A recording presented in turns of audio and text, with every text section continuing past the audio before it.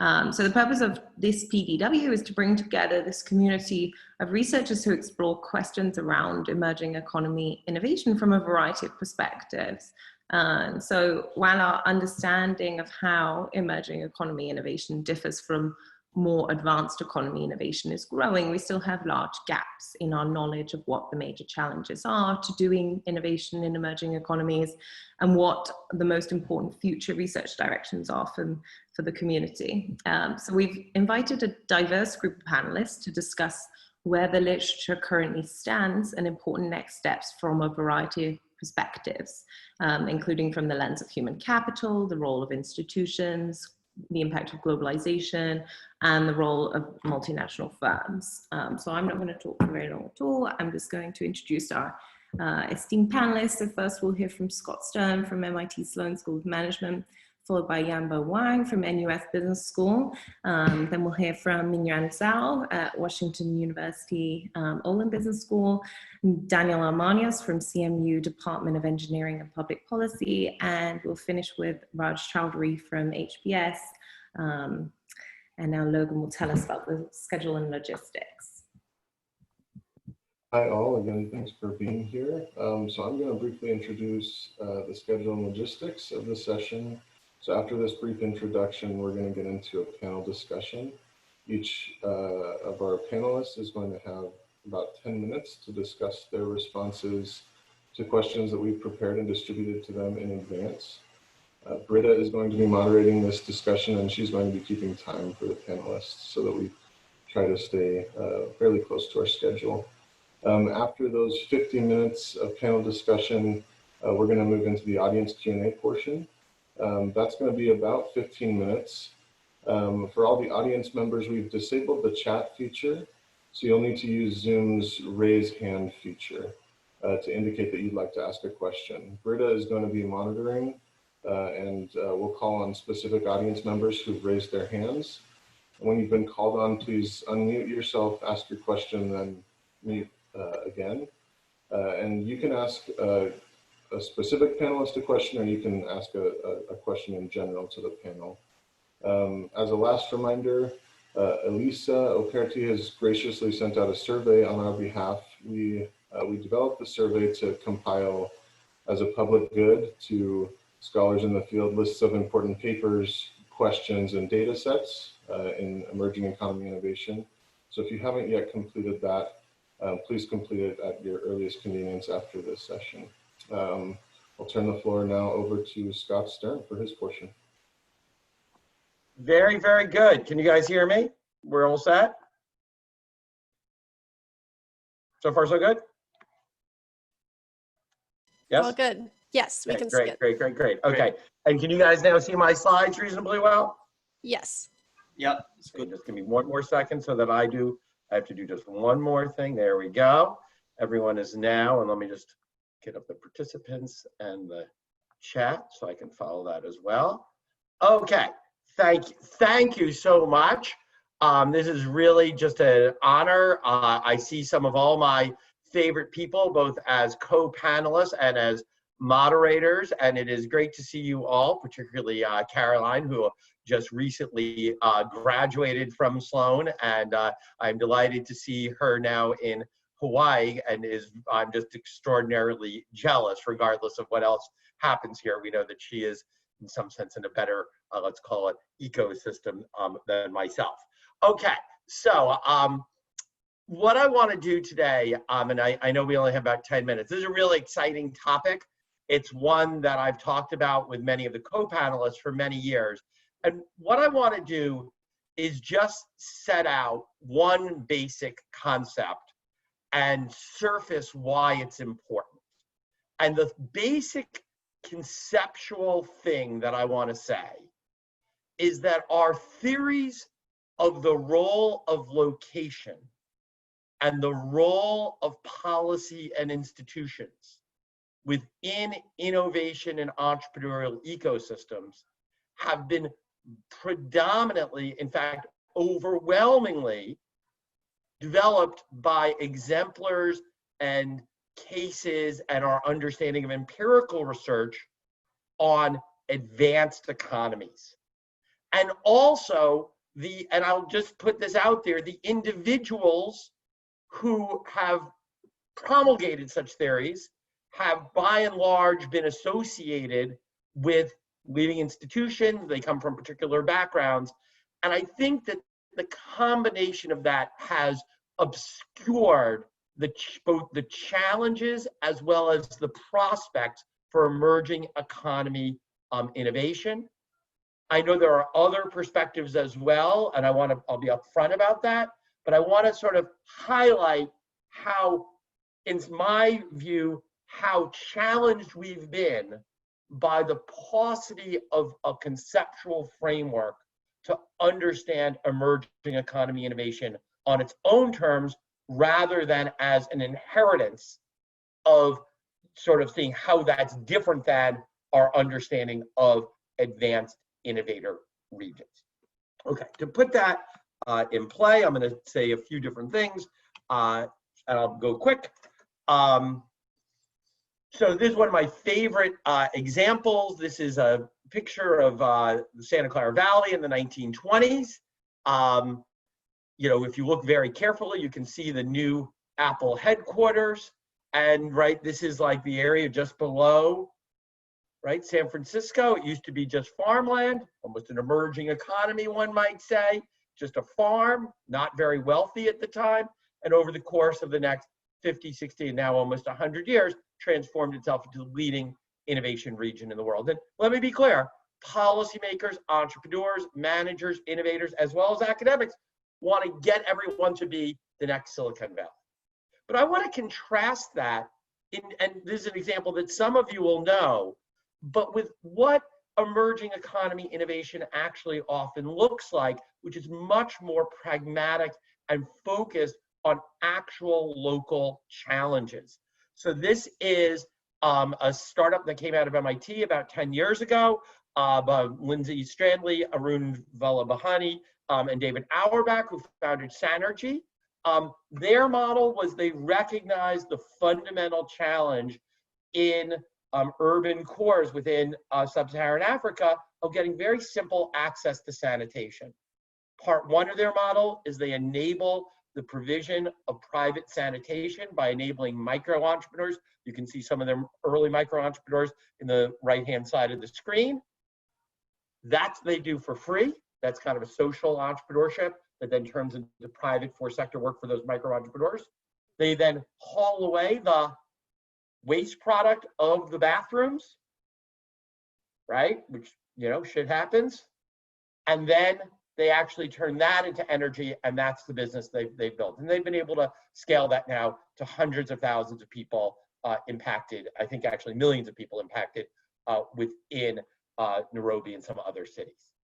Just think of the contrast in your head between this and once again, I'll also notice that however, this was actually an MIT project by a group of relatively privileged people who nonetheless were enabled, and I should put this, by a wide variety of institutions to kind of enable this actually, but to give it its credit, they worked with local decision makers, with local entrepreneurs, and actually solved these very pragmatic problems to actually improve social progress and the lived lives of human beings within Nairobi and elsewhere. Just to kind of contrast that, many of you might have seen last year this fantastic paper by Heidi, John, and Nick in the Journal of Economic Perspectives, the Innovation Policy Toolkit.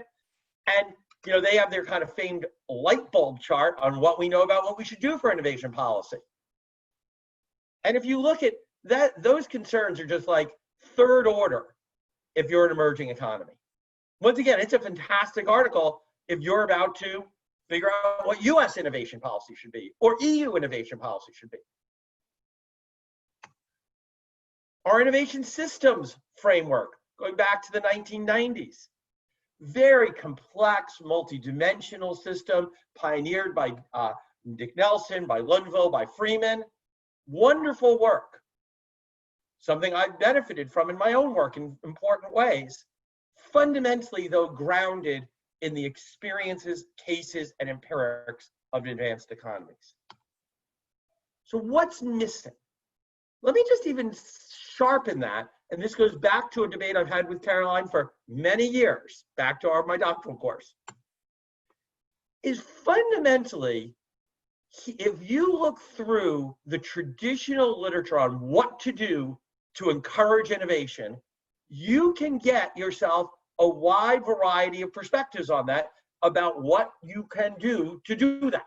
And here are probably, if not the 4 exact leading models, I would claim these come fairly close at a high level to being the dominant models that people think about in practice. Something about broad inclusive institutions and let the innovation happen. Duro Nasamoglu, Simon Johnson, David Robinson. Something about human capital and specialization, scientific workforce. Think something like a Ben Jones model, burden of knowledge. Something like Mike Porter's cluster model, competitive advantage of nations. Something like creative class model, Richard Florida. And look, I have great love. I've co-authored, collaborated with a whole bunch of these people. But fundamentally, they're all fairly divorced from the actual practical challenges and opportunities in emerging economies. Finally, let me just say, and some of you are aware that along with Fiona Murray, I've been involved in a program at MIT for about 10 years now called the Regional Entrepreneurship Acceleration Program. And that's a program where we've really had an opportunity to think hard about how to make entrepreneurial and innovation-based ecosystems work for advanced economies, and also have had some experience in working with teams, stakeholder teams from developing countries. And let me just and Britta, I kind of want to say that I'm almost out of time, right? Like 1 more minute? You have actually 1.5 minutes. Okay, very good. This is the only time I'll ever be on time in my life.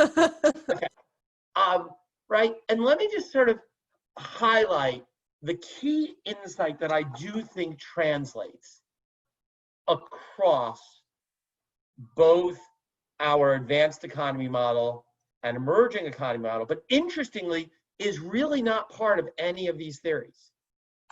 And that is the fundamental fact that no one is in charge of innovation or entrepreneurship. There are parts of policy, parts of management, where there's a single stakeholder in charge. Yambo's University, they roughly have control over what curriculum they are to teach, over what the students learn, over how we should respond to COVID at that university. But engaging an innovation system or an entrepreneurial ecosystem requires bringing disparate stakeholders with different interests together, and how to navigate across those institutional boundaries so that you can identify the latent opportunities and strengths of a region, identify the real practical challenges and need, gain a shared understanding of that across powerful and divergent stakeholders, and actually get stuff done by enabling entrepreneurs and innovators, by giving them the right skills, resources, tools, infrastructure, is, I think, an incredibly important agenda, and one that is curiously, in my sense, absent from most discussions of entrepreneurship and innovation policy, both in advanced economies, but even more importantly for this, in emerging. So thank you a bunch. Once again, I'm not, I feel like, so thank you so much for hosting this. I'm looking forward to just a great rest of the discussion. Thank you so much, Scott, and for staying right on time. So next we have Yanbo Wang.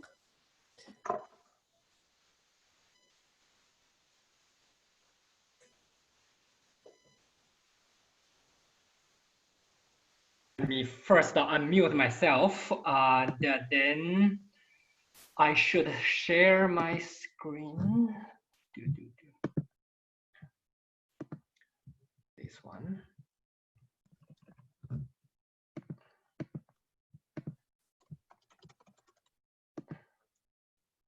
Okay, thank you very much for having me on this panel. It's a great honor and wonderful to see so many old friends, and hopefully we'll make some new friends. And I have to say, if I knew the content of Scott's presentation, I would have fundamentally redone my own PowerPoint slides. I would talk, much more about the institution, at a much higher level. Unfortunately, I didn't have that insightful information at the very beginning. So what I'm going to do is, I will, my presentation will be the topic is going to be much narrower. However, I will try to bring in institutional perspective and other, big factor issue into the picture. So I'm going to talk about migration. And as Scott mentioned, when we talk about innovation, we have to think about institutions. We have to think about the locations. And however, when we think about it, fundamentally, the agents are individuals. And these immigrants, or migrants play a very, very unique role because they move from one context to another. And in many of the scenarios, they move back, right? So it's very natural for them, they are well positioned to play the role of a broker across national, borders, across domains of knowledge. However, who are in the best position to play the role of a broker? And to what extent people can convert, the brokerage of knowledge into commercial, success. There's a lot of interesting questions for us to answer. And unfortunately, I have to acknowledge, for most of the interesting questions, we even do not know what the realities are. Or put it another way, before we propose theories, we even do not have the basic descriptive statistics, as a starting point to answer these questions. So I have only 3 or 4 slides. So let me start with the first one, with what we know at this moment, or what we know fairly well at this moment about the migrants or migrant entrepreneurs. So I feel we know fairly well developed countries benefit a lot from international migration, especially from the inflow of high-skilled immigrants.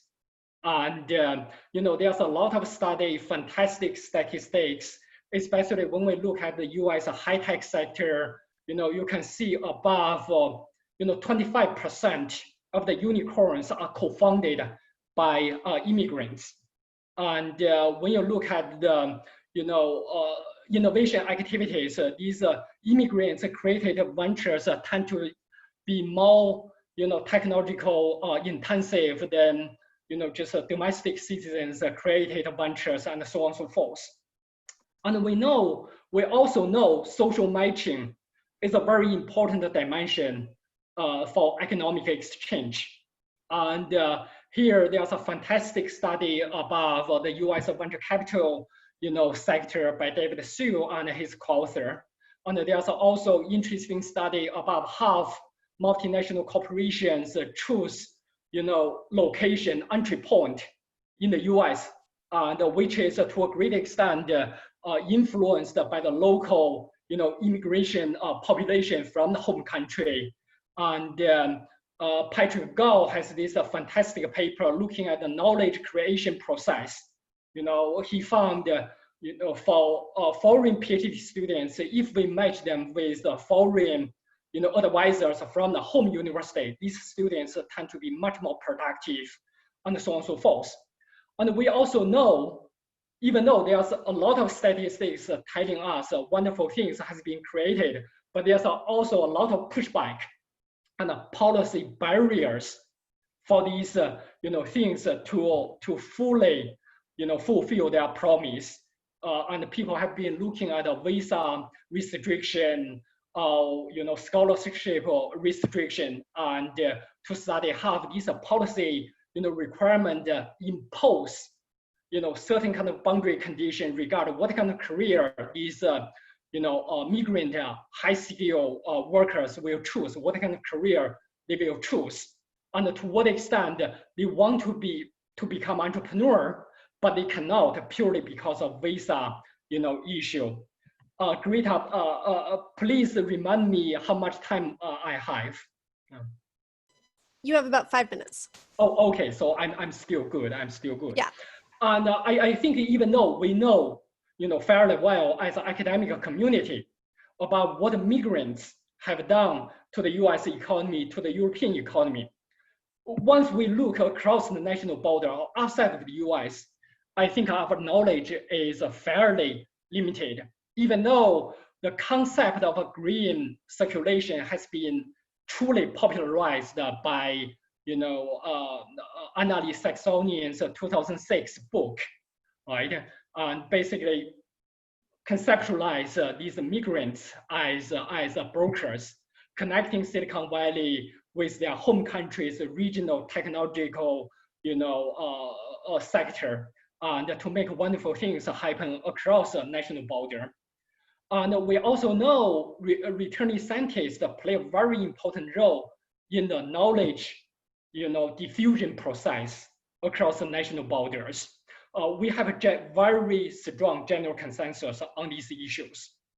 However, there's almost no consensus on top of that. For example, when we think about the productivity of returning scientists, by returning scientists, I mean foreign scholars who receive advanced education in the US or Western Europe.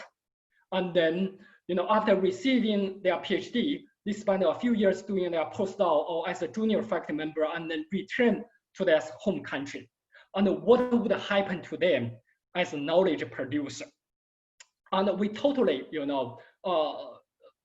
the past 4 or 5 years, there are quite a few studies. We got the result, I have to say, all over the map. For example, my co-author Megan McGarvey looked at the Fulbright, scholarship program, and because that one has a string attached to it. Once you receive your PhD, finish your postdoc, you are required to go back to your home country. And Megan found, for these Fulbright scholars who went back to their home country, they suffer a lot in terms of knowledge production, productivity, especially if they go back to, countries with weak knowledge infrastructure, namely lower income countries.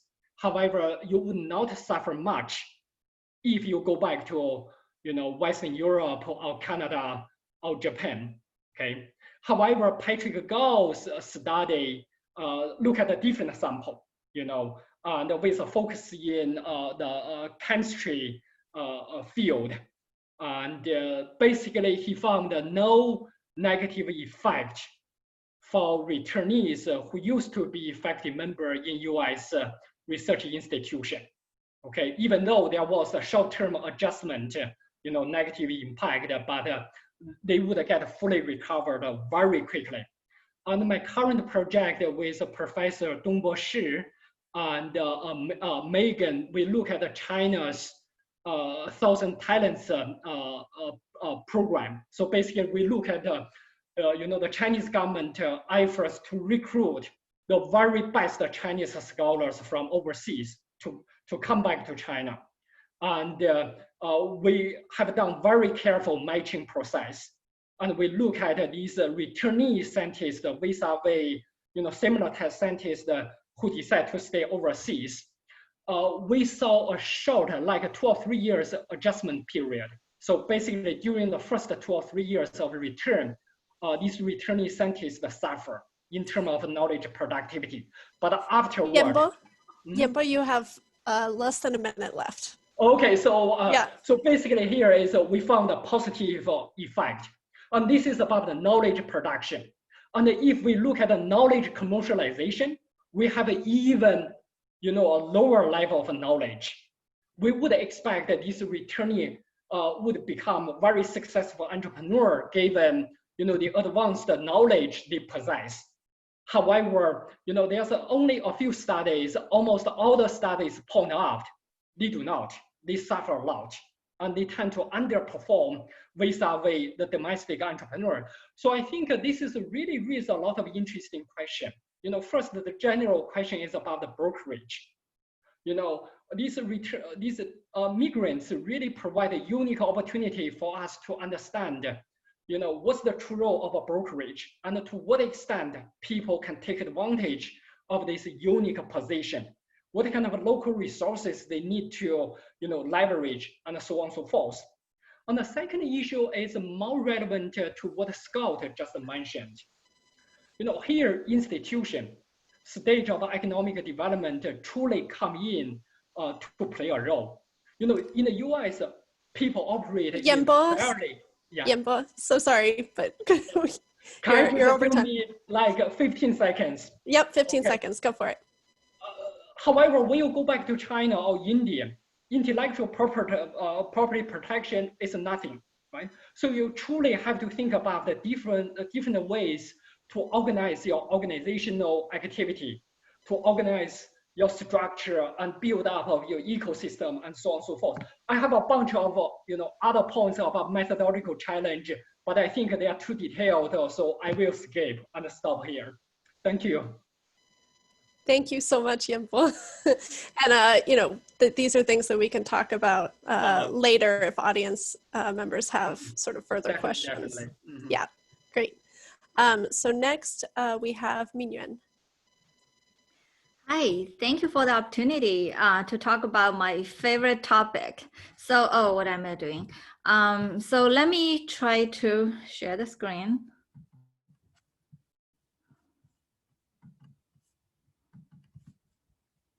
Sorry.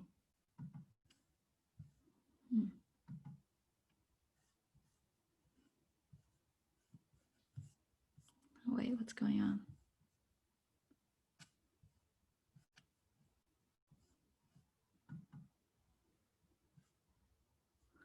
Oh my God. Brita, do you mind switching the order? I don't know what's going on. I tested, it worked well, but it's not working at this moment. No problem. Daniel, would you be able to go now? We can swap you and Mingyuan. Yeah, sure. Okay. I'm happy to. Whatever will be easiest. Perfect. Thank you. Yeah, sure. Let me send. Okay. Right now it's on that. Let me see if everyone can see my slides. Can everyone see my slides? Yep. Yes, we can. Awesome. Perfect. Let me get up my, excellent. Okay, so this is first a real honor to be invited with such a distinguished set of panelists who I've known and just admired their work so much. And thanks, Carolyn, Britta, and Logan for setting this up. I was asked to talk about innovation emerging economies from an institutional perspective. And I thought would be fun as part of that would be to just come up with two provocative questions or two provocative, let's say, assertions, just to stimulate thought with clear understanding that it's probably not as simple as I'm writing it. There's probably a lot of nuance, but I thought just to stimulate discussion, I'd put it in a more kind of stark framework. And as one of my mentors say that I really like, he says, I try to write clear enough that I can be wrong. So that's the point of what I'm trying to do here.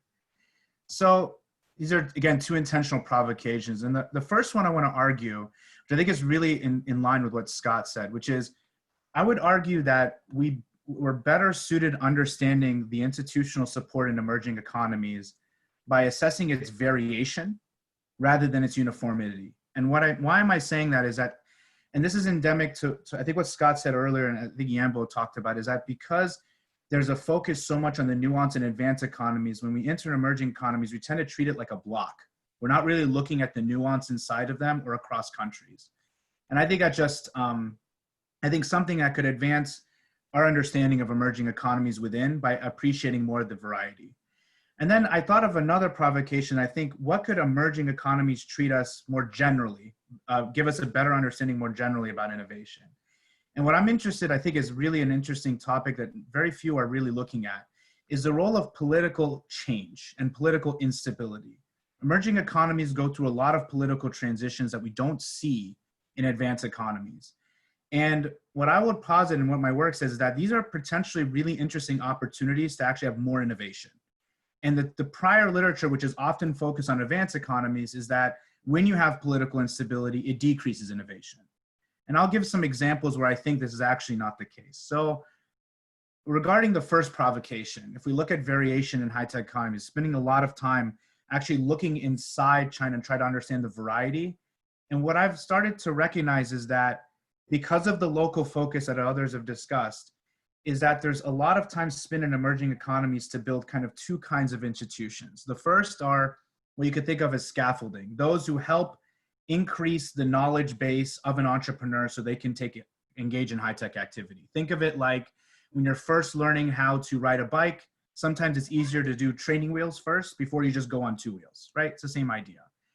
And the second one is intermediaries, which are organizations that bring different collectives together so that there can be a consensus on the institutional norms around how do we license patents, how is the government going to regulate or arbitrate patent disputes, etc.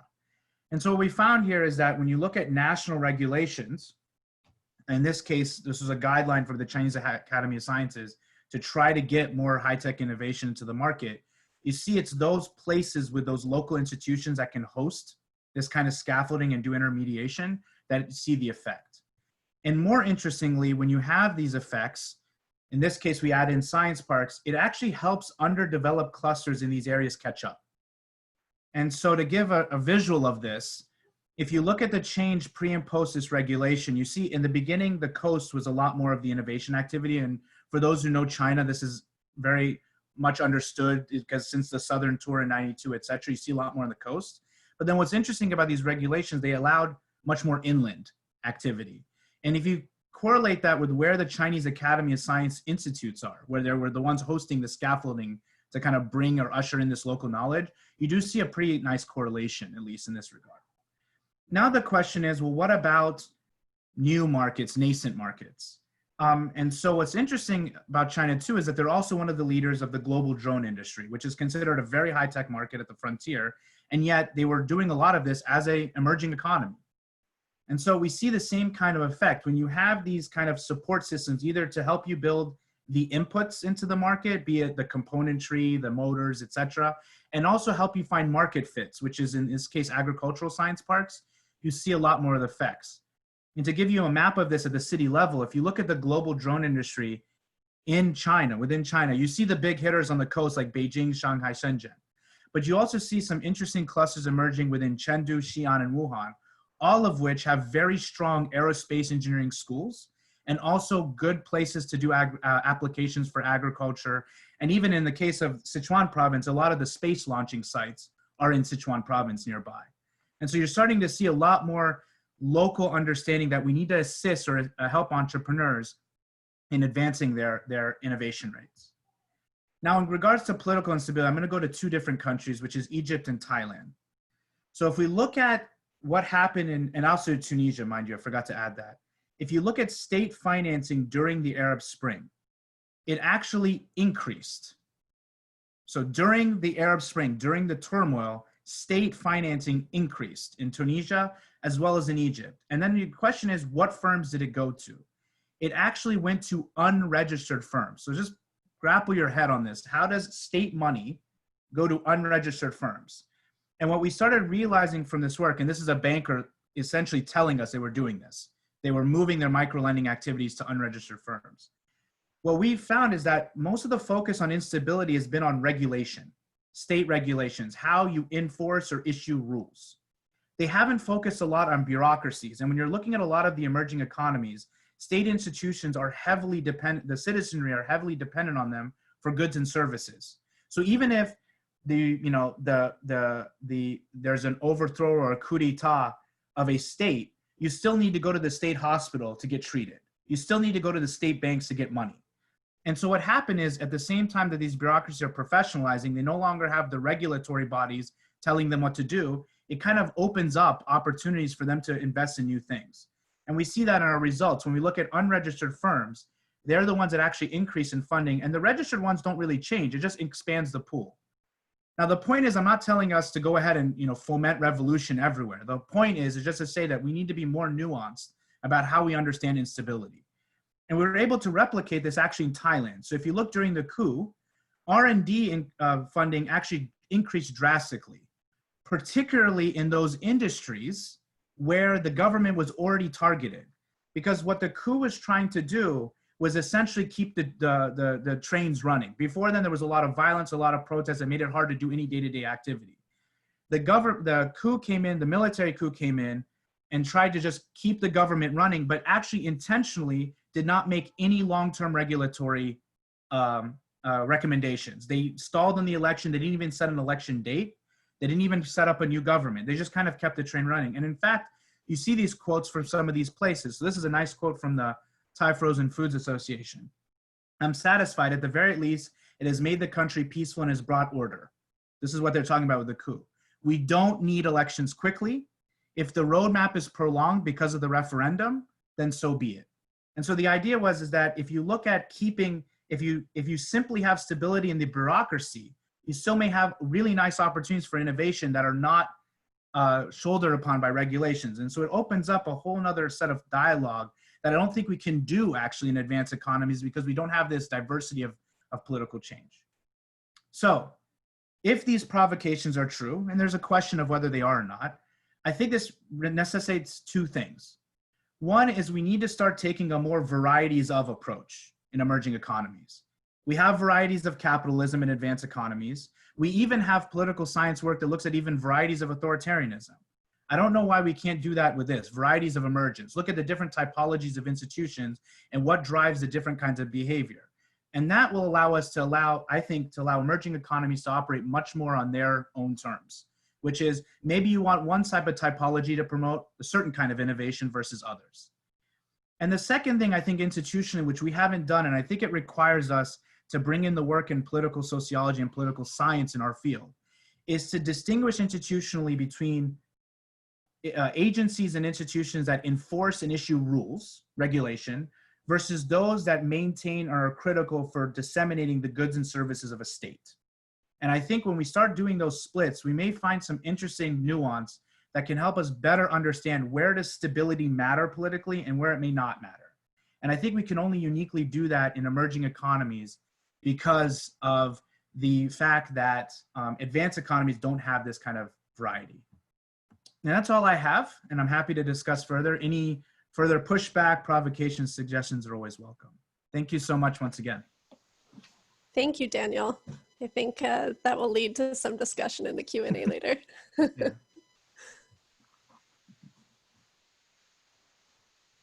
It looks like you're, oh, there we go. Okay, Great. I restarted if it works. If not, I'll go last and I'll go back to my old.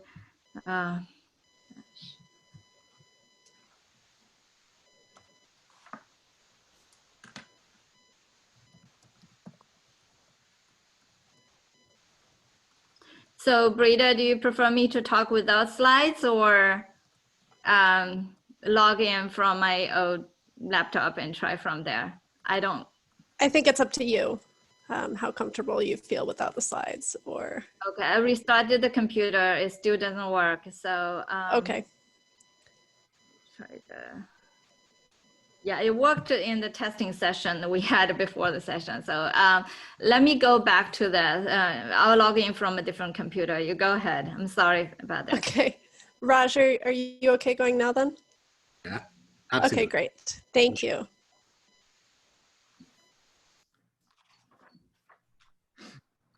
Can you see my slides and hear me? Yep, it's good. Yes.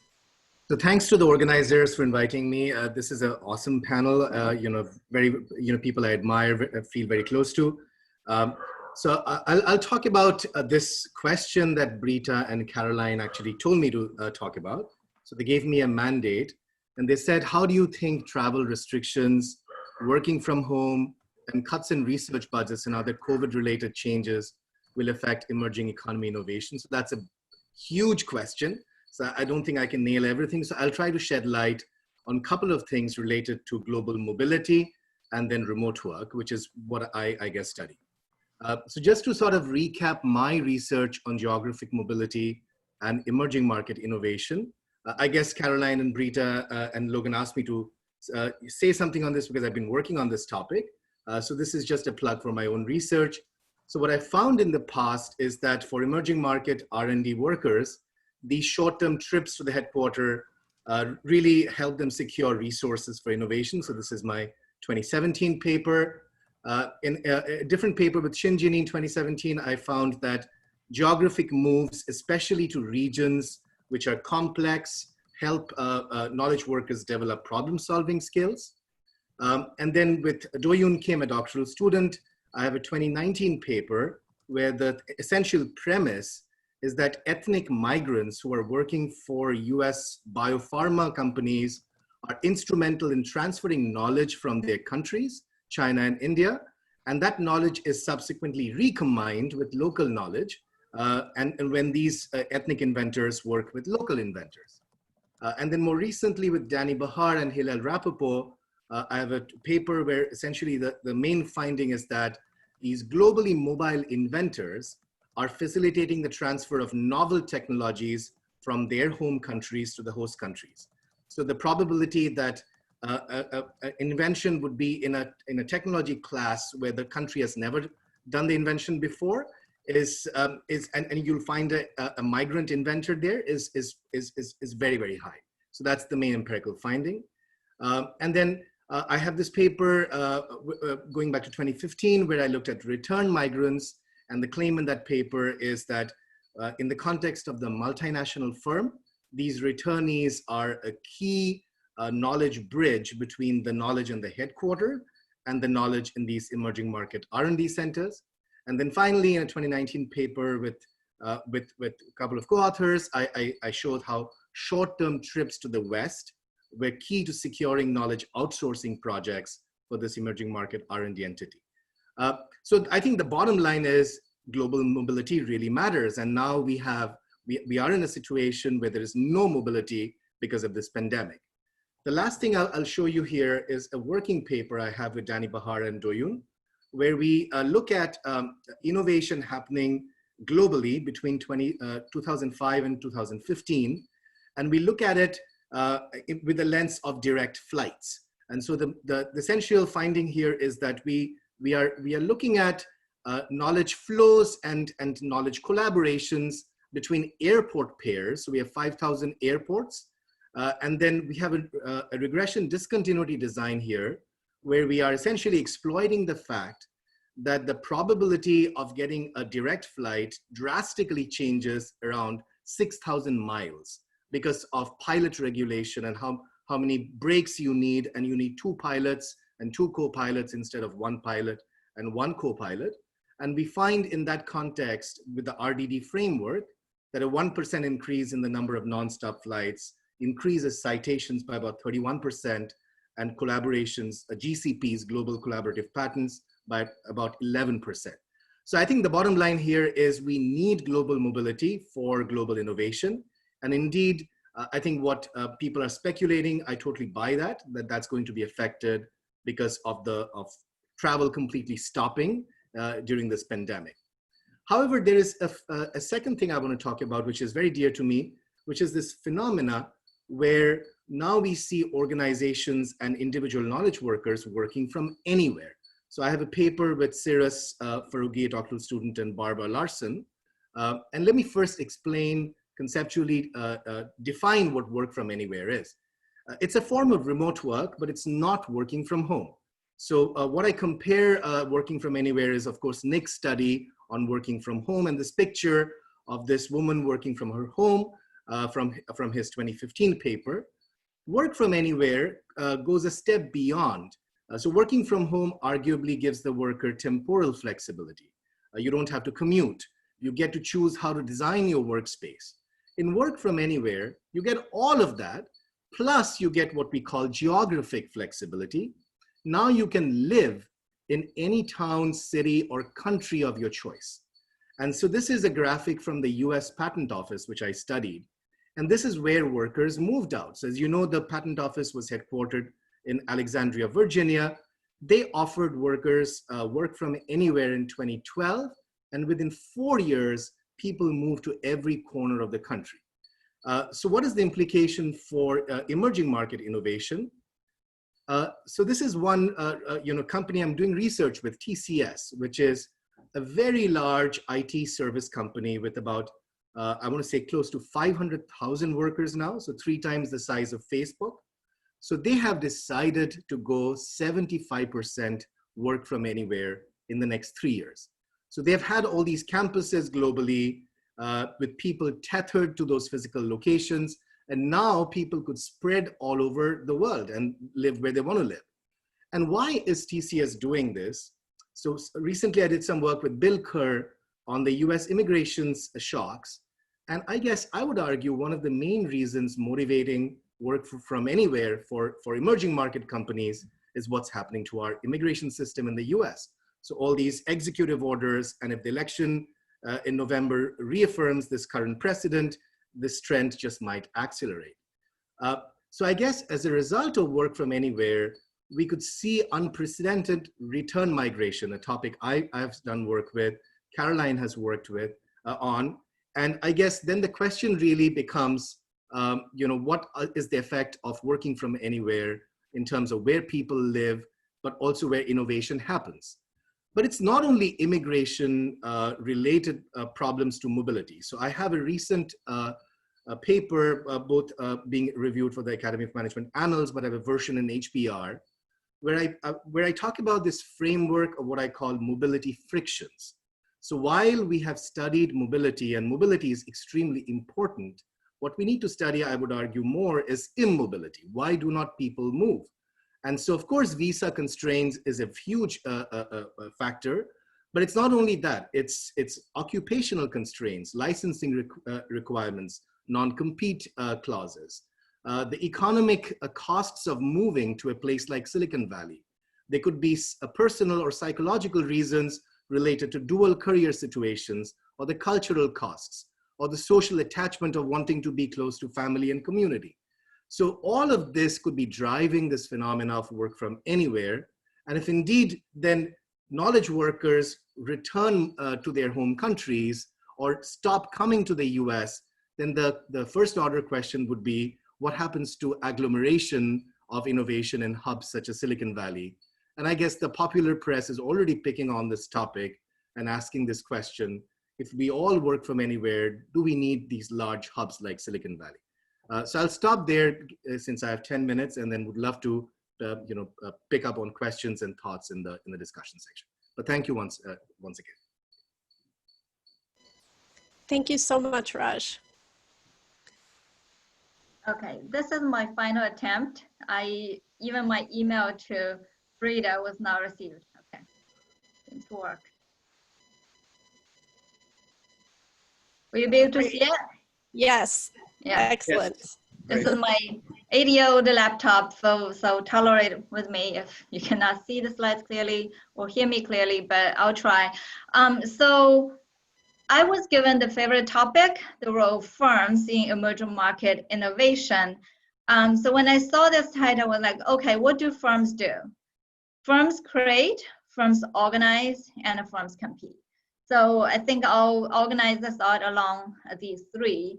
The reason why I create those three subdivisions is that I think most of the literature in this field about innovation in emerging markets focus on the first item. We tend to look at where R&D investments go, how the patent output looks like, who are innovating, what are the new products coming out using large survey data or empirical research. So you see charts like this in how patents from emerging markets are changing over time. But the big picture is really how the unique environment in emerging markets allow firms to utilize the same ideas to do a lot more creative work, and how the unique settings allow the same idea to serve different purposes. So there are some, we tend to talk about them in the class, and I think I'm seeing more and more research coming from those topics. One is how necessity, frugal innovation, we've seen a lot of that.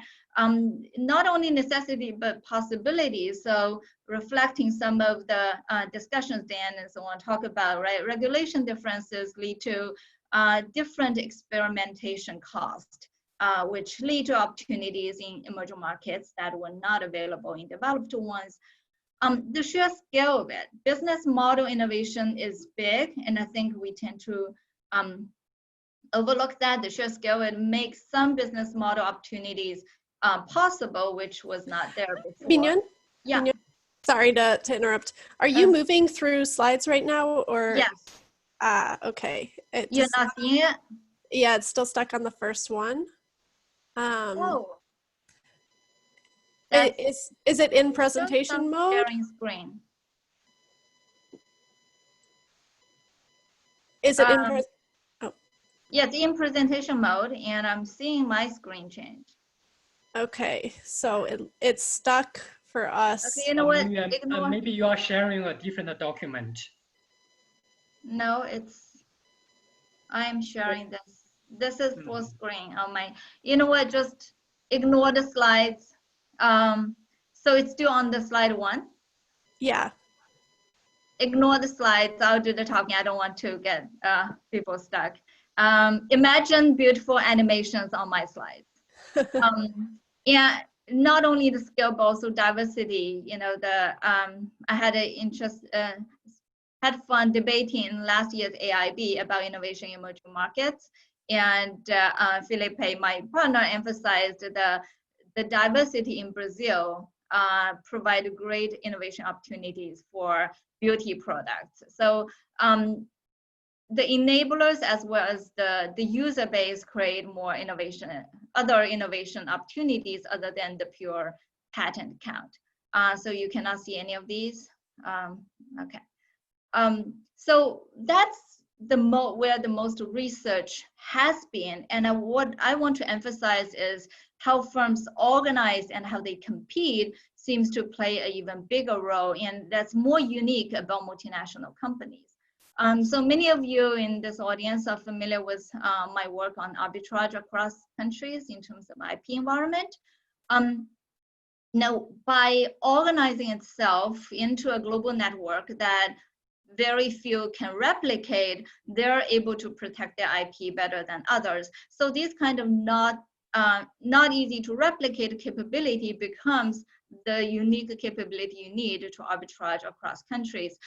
Recently, what I'm seeing is, if you look at the generic drug producers, right? You thought their skill is in low-cost manufacturing, but their advantage is not in low-cost manufacturing, because if that's their capability, they would just compete themselves out of any appropriable rent. Right? Everyone is low cost. Well, those companies that stood out have these skills in navigating the regulations in different countries. There's an army of litigators, the army of lawyers suing the brand name companies all the time. They understand which country to sue, which company to sue. And some of you may know a recent case against generic companies saying they're doing price fixing. I don't think a price fixing is the main problem. You know, coordinating to litigate, you see them partnering with each other again and again to litigate the brand name drug producers in various countries, allow them to appropriate the big delta in drug prices across countries, which other low-cost producers are not able to do. So going deeper into firm capability and analyzing what's the unique capability that allow them to appropriate rent and allow them to arbitrage the difference, to me, that's a fruitful avenue to go. One last thing I want to talk about is how firms compete. And again, that's the underlooked area. So imagine you have the world map in front of you if you cannot see it. So most of us studying innovation tend to look at, for example, the patent output, R&D allocation, one stage of their value chain. You know, you only look at innovation, only look at the new products, but how firms innovate have a lot to do with who their competitors are, right? So recently I put together a database of Fortune 500 companies, and I mapped out every stage of their activity, all the way from where they innovate, where they file for patent, where they litigate, where they do business, where they generate revenue. And what you find is that where they choose to do innovation or to litigate, yes, it has something to do with the local environment and how big the market is, but it also has a lot to do with where the competitors are. So I shared with Scott the observation about Finland, right? So if you look at the global patent litigation map, Finland is a hotspot. In Johnson & Johnson is spending as much money in Finland in litigating against Teva as in Germany. And Germany is more than 10 times larger in terms of market size as Finland. So the reason is that they are competing on a global scale. They are competing again and again and again in different countries. And bothered by the low price competition from Teva, bringing the case to Finland has two advantages. One, Finland has a reputable IP court, so the result has sent a strong signal. And the second, Finland is very friendly to generic companies. So if Teva lost in Finland, Johnson & Johnson basically can tell Teva, look, you've lost in the most friendly court you can find. So forget about other countries. The likelihood of reaching global settlement is a lot higher when they fight in Finland rather than a friendly court in the US. So the picture is completely different if the competitor is local, in which sense you have to go to any specific countries and patent there and do IP, defend your IP there. So mapping out the global competition profile of every country lead to different predictions. Now that goes back to, why is it related to emerging market innovation? If we just take the numbers from emerging markets and compare that with developed countries, we are missing the strategic link across countries. When multinational companies are doing business in multiple countries, the action they take in one country has implication in others. And so they may intensively invest in one country, generate a lot of IP in this country. Take China, for example, it has become a hotspot for patent trolls, right? So companies are very careful not to have a critical component of their supply chain there, because the patent trolls will go to China and sue you, leading to 3 months of injunction. It doesn't matter who wins and who loses. If you have 3 months injunction in China, that breaks the value chain and that incur big loss. So you're going to take big money out of this. As a result, they're changing their R&D locations. They're changing their patent portfolios in defense of the potential litigation challenges. You have about a minute left. Okay, 1 minute, that's great. Yeah. So this is just one example to illustrate why it's important to take multinational companies as a whole and analyze how they're interacting with different types of competitors in different markets for us to understand better how they deal with unique challenges in specific countries. Again, I have 1 minute left, so I'll just summarize. Unlike what Scott says, so Scott mentioned how different firms are in innovating in emerging markets. I think we should look at them as just firms. Firms try to innovate, they try to win, they try to learn, and if Huawei is stealing technologies, I've got enough litigation cases. Almost all the big technology companies. The difference is the bottleneck they face. So they're all firms, they have the same incentives, the bottleneck they face is different, then that's leading to interesting different research questions. The opportunity is that we have almost unlimited number of interesting questions.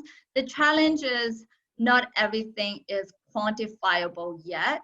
So we have to have a tolerance for fuzziness, and that also leads to opportunities. I think in this area, we're going to see more and more interesting creative measures of those not yet quantifiable challenges, bottlenecks.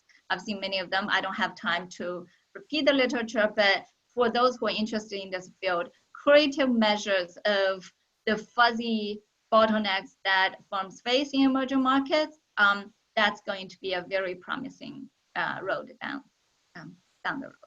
Okay, it's a shame you cannot see the slides, and I apologize again for wasting your time waiting for the slides to happen. That's all right. The technical issues discussion. are common in these things, but thank you so much for powering through and still giving some really interesting insights on firms and emerging economies. So now we're going to transition into Q&A. Mignon, if you could stop sharing your screen, would be great. So, you know, I think there will be lots of questions. Our panelists raised a lot of really interesting points and questions.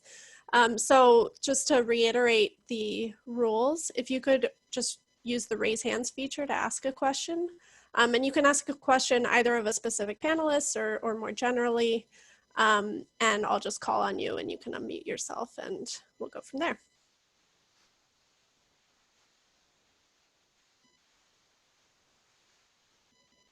Okay, so, oops, sorry. Aparajita? Yes. Hi, so thank you for the great session. Can you hear me well, Britta? Yes. All right. So my question is for the full panel as such, and fairly basic, if I may call that. I was wondering how has our lens of defining a market or a context as emerging evolved over the years? Because if you look at, I mean, today China and India are among the top 10 countries in terms of GDP. Why are they still considered emerging? Or if you're interested in doing research on emerging markets, what is the lens to apply from an academic perspective? Can I quickly chip in? Go for since it. I talked about fuzziness, and this is my criteria, and I think in emerging markets, they tend to have less defined rules and regulations. So because this is how I discuss in class, in a well-developed economy, you get a checklist. These are the things you need to do in order to open your business, in order to compete. In emerging markets, you usually have a handshake, and you need to figure out, right, using the strength of the handshake or the eyesight to figure out what the next step is. So this is institutional difference to me is really the biggest difference here, not income, but the institutional difference. But to a certain extent, you can say the US is going in that direction. I don't think we should have a country by country definition, like, oh, these countries are emerging, these countries are developed, versus a more a definition based on criteria, the ease of doing business, the income level and stuff. But Miguel, I mean, this is Jay here. To just interject a little bit, if that's what you say, then Japan, is that an emerging economy or is it a developed economy? Because it's not that easy to do business for outside in Japan, and there are also some hidden signs here and there that cross-culturally are very challenging. Right. So there are cross-cultural differences, and there are institutional differences. I think Japan is not a developing country, an emerging economy, because it has been pretty stable, right? It's not evolving. It's nothing is to the extreme. Now I'm digging myself into a hole. But relatively, I consider Japan a stable economy, but it has a different way of doing business. Versus in emerging market, given that emerging is a verb, things are changing. It's flexible. It's a fluid situation, and you need to be there to figure out. Not that it's not true in Japan, but mature versus emerging, mature versus changing, evolving. my personal way of seeing it, but I'm looking forward to answers from others. Next question from Jue Wang. Yeah. Hi, thank you for the excellent presentation. I really enjoyed the inspiration. So I have one question for Daniel and Scott regarding to the cluster of entrepreneurs. So I study geographic clusters of entrepreneurs in different countries. One thing I'm curious now is about the emerging of these clusters. So there is a book called Cluster Genesis. So basically they're saying that before the cluster emerge, no one knows. And then there is an early stage, then the cluster actually emerge. But for the drone industry, I feel like some of the government is kind of intentionally created. So they think some places will be the cluster later emerge. Then they put some policies there and then they hope it will happen. So I'm wondering what's your opinion on this kind of cluster? Do they occur organically or they can be created or artificially you create a cluster?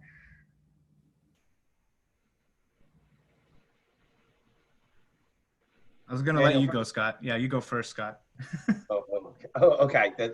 Thanks. So fantastic question, and one that I think it's fair to say that the impact of established clusters particularly in advanced economies, on performance is fairly well established at this point, but we know much less about where those clusters, particularly clusters, come from and when cluster policy works at the earliest stages. I see Marianne Feldman on my little Brady Bunch screen here, and she has a great new paper that she sent me the other day on exactly this kind of question. And so we might sort of also ask her.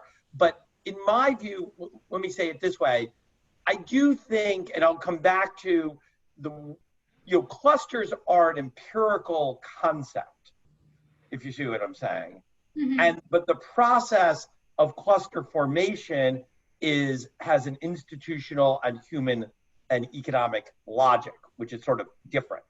And specifically, my sense is that you get emerging clusters precisely when a group of human beings and institutions that surround those human beings decide that they're starting to do something that share more complementarities and can leverage geographic strengths rather than not. And so, one of my great examples of that are when Karen Mills was working in Maine in the early 2000s, and it turned out there was a materials cluster that was already existing, and there was a boat building cluster. But the boat builders didn't know about the materials people, and the materials people didn't know about the boat building people until Karen Mills got them together, and she fomented an activity that saved the Maine boat building industry, roughly, by having them have access to these great material science cluster that was literally 15 miles away, but they just didn't know each other. And so, was that, now she was working for the governor in a kind of private public role. Was that government planning? Was that emergent? I don't know. What I would say though, is that the power of bringing people together who can leverage complementarities in economic and knowledge production activity is an enormously under exploited way of, in other words, that is what it is. And just, I give a shout out here. I think that Caroline's dissertation looking at returnees, even though that's not exactly on clusters, it is looking on clusters of knowledge production among these African returnee scientists. That's exactly about, it's all about the spillovers. In fact, the benefits of the returnees are more to the other people around them than they may be to the returnee themselves within these emerging, in her case, African universities. That's great, Scott. I think just to add on a piece, I think where I see the literature is it's not more a question of organic versus artificial. It's more, what are the ingredients irrespective of the cook? So what I mean by this is, what are the parts that are there that in some cases could be driven, in some cases could not? And to give some examples, I think what's happening now is there's some perspective either on, I think one aspect is accessing, and I think Raj touched on this actually as well, is accessing information for ideas versus accessing information for implementation. So one argument is, I can get knowledge from anywhere, but then I need to work with people quite actively and frequently to actually make it happen. And so there's some discussion about cross-cluster linkages versus internal. And then now in terms of once you have the ingredients, who does it? Some argue an anchor organization like Woody Powell and others have argued. Some argue it's driven by government setting a standard on a dominant design, which you could argue potentially on drones. But I think that, just to quickly answer your question, I think where I see the literature has gone is trying to classify the different ingredients while kind of leaving the question open of who concocts or puts together the recipe. And I think that's why this question is so powerful. Is it forced? Is it just someone entrepreneurial that does it? I think that's an open question. But I think right now we have a sense of a little bit of the ingredients, not necessarily who's the cook. Yeah, that's yeah. Thanks. Can I actually ask a follow-up question to Daniel, or should I wait for another? If it's a quick one, sure. Okay, so actually it was to Daniel's point about the cooks and the ingredients, right? And also he mentioned that political instability could actually increase innovation, right? So we actually see in many cases, like, of course in China, there's a very strong hand, right, of the government, and also to some extent in Singapore, right? So this role of coordination and this role of, it seems like in these countries, the government could be the person, the cook, that put all the ingredients together, right? And that has led to a dramatic, increase in, they plan the clusters, increase in innovation and all kind of things, right? So how do you reconcile these two views, or do you have some thoughts on the? I guess the way I reconcile it, one way you can reconcile it is focusing not on national but local governments.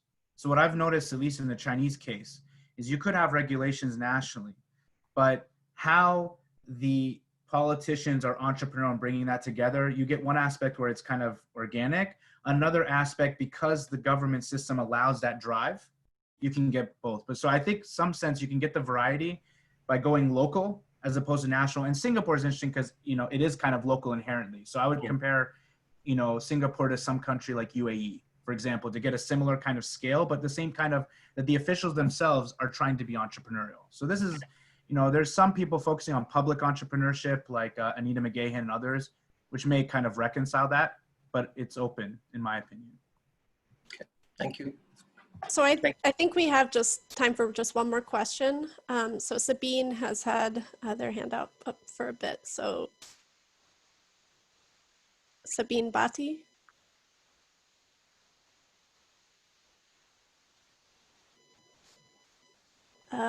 We can't hear you. Oh, can you listen to me, please? No, now I can hear you, yep. Okay, thank you so much. And thank you very much for arranging this interesting workshop. I had one quick question. My question is regarding the national system of innovation. For the developed countries, I've seen a lot of scholars working on the data that is being collected through CIS, that is Community Innovation Survey. But unfortunately, most of the emerging and developing countries, they don't have that access to that data because that's not being done in these countries. And do you have any suggestion for the scholars in these countries? Because I think that this really is a big handicap for us, especially the scholars who are working in these countries. And to me, I feel that this is something that needs to be done because the policies should be based on the data and the facts, and the policies cannot be imported from the developed countries for these developing countries. Thank you very much. Do you want me to? Yeah, so this is Scott here. So first, great question. Interestingly, there's a tremendous amount of variation in how much data is available across geographies not named Europe or the United States and Canada. So for example, Latin America, which has relatively little research on its innovation system, at least measures its innovation system incredibly systematically and has done so for a long while. I'm trying to remember the name of their survey and their whole promulgation. Of course, there are projects I know some of you here have worked on, things like Global Entrepreneurship Monitor provides data on a wide variety of countries. But fundamentally, you are correct that there's a sort of lack of granularity and certainly regional granularity in those. Fiona Murray and Phil Button at MIT actually, within our REAP program, actually developed a fairly good tool that actually for every country in the world kind of summarize, and there's a separate World Bank project that also does this, that kind of summarizes what statistics are in fact available for country X and what are the other countries that have those as comparables. And that's I think those kinds of tools are things that we as researchers would very much benefit from. I think the other part of that is, I completely agree. My sense is that for many regions outside of the EU, the fact that we don't even have agreement on the as-is state, the fact that we can't even agree on what the, is this a strong innovation system or a weak one? We don't really have basic facts outside of some incidental statistics like patent statistics, really hampers our ability to really make concrete statements about, exactly the kind of heterogeneity that Daniel and Kenneth and others were talking about before. I just jump in with one word, and I think it's great to have comparable data, consistent data covering the whole world, but there's also a caveat, potentially risk in doing research based on those numbers. Since we talk about the uniqueness of emerging market being evolving and going back to Dan's work, right now, sometimes things are not in the open. Sometimes surveys are not fairly reported. I've seen research based on numbers in the open, and that's against the unique nature of emerging markets where things are not in the open. So just want to put the caveat there in developing a worldwide index of anything. Okay, I think we are, a few minutes over. But actually, this ties in nicely to, we circulated a survey before this panel that actually asks people to write in data sources that they're available, that they know of, and other resources that might help other scholars. So if you haven't already filled that out, it would be great if you could do so. And then we'll circulate that to everyone as well, so that everyone has kind of a document of resources for this area, both literature and data. So, a big thank you to our panelists for an amazing discussion, such great insights, right? And thank you to Tim for sponsoring and advertising this session, and to everyone who's here, for taking the time out of your day to tune in. So, please fill in that survey, and thank you so much, everyone. Thanks, Caroline, Rita, and Logan. Thank you, Britta and Carolyn and Logan, for setting this up. Thank Great. you. Thank you so much. Thank you, Logan. Thank you. Thank you. Bye-bye. Bye-bye.